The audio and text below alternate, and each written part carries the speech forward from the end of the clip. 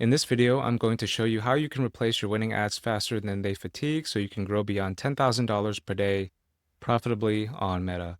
I'll share the exact system that I've personally used at Unicorn B2C apps like Calm and Cash App to scale to multi-seven figures in profitable ad spend per month.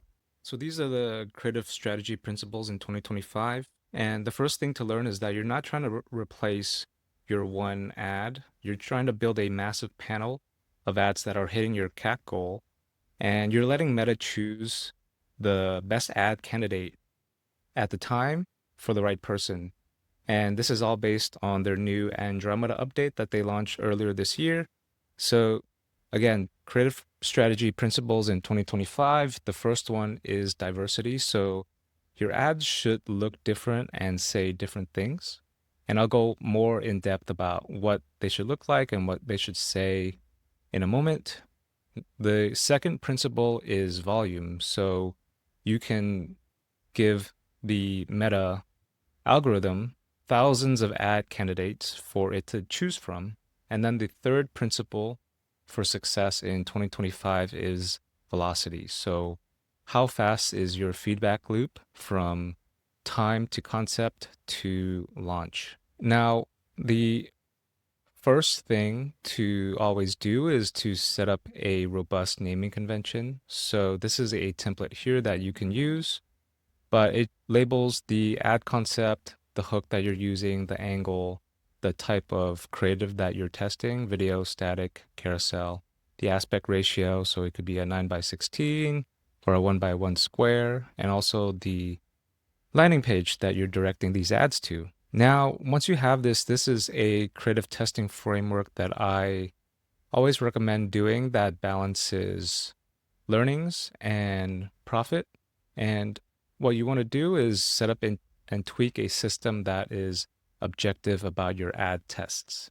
And I'll go over some triggers and things that you can do to manage your ads objectively and minimizes your media buying CPU in another video, which I'll link to at the end. But you have a separate creative testing campaign.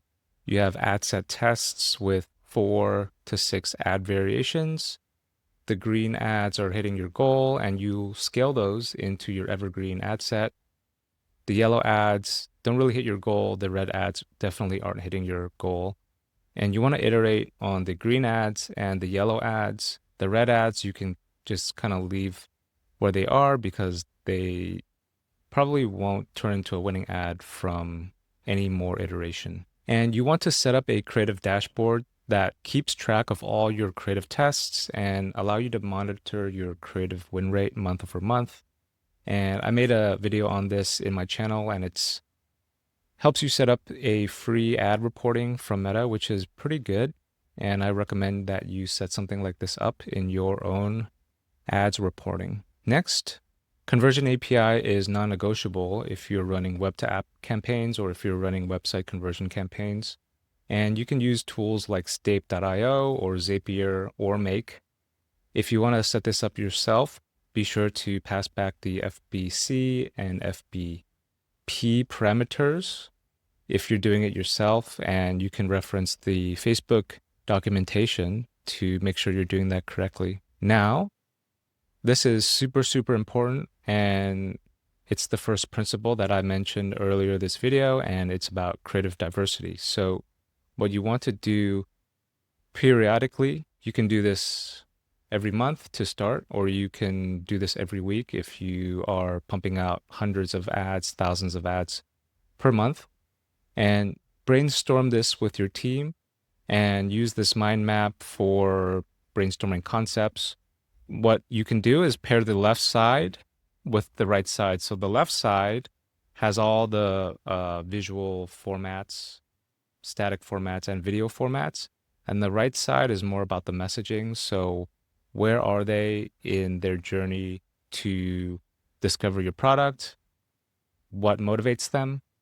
And how can you compile these messages together in proven script frameworks?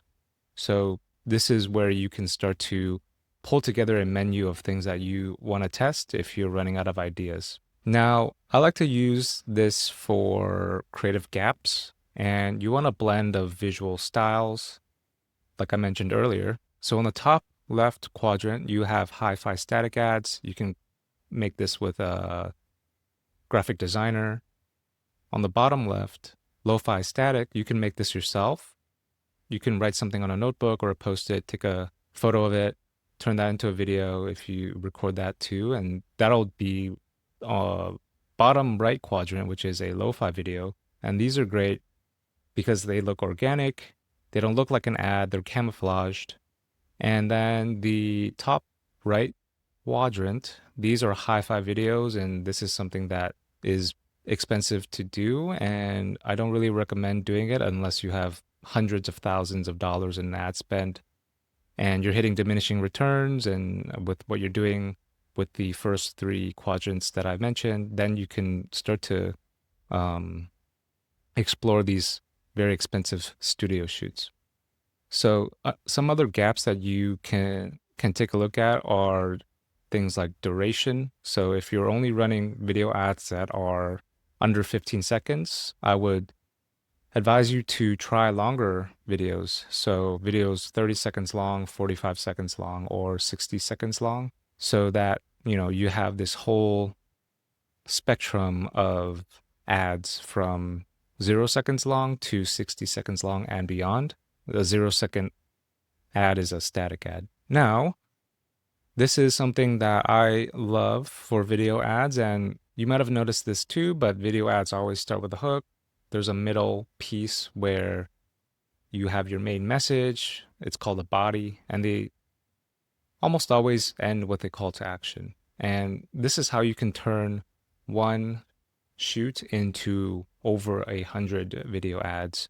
And if you take a look at the body, the more body or control videos that you have, the better, because you can infinitely swap new hooks, and new hooks equals new targeting. So what comprises of a body are visual sequences. So in this first column here, you have unboxing, then lead to benefits, then product demo, then results. Call to action is a shop now. And you'll notice that the unboxing in the first part of the body is the second module in the third column. I hope I don't lose you there, but you can mix and match a lot of these video clips to create new ads, because you can just churn out a lot of video ads this way while keeping your costs low.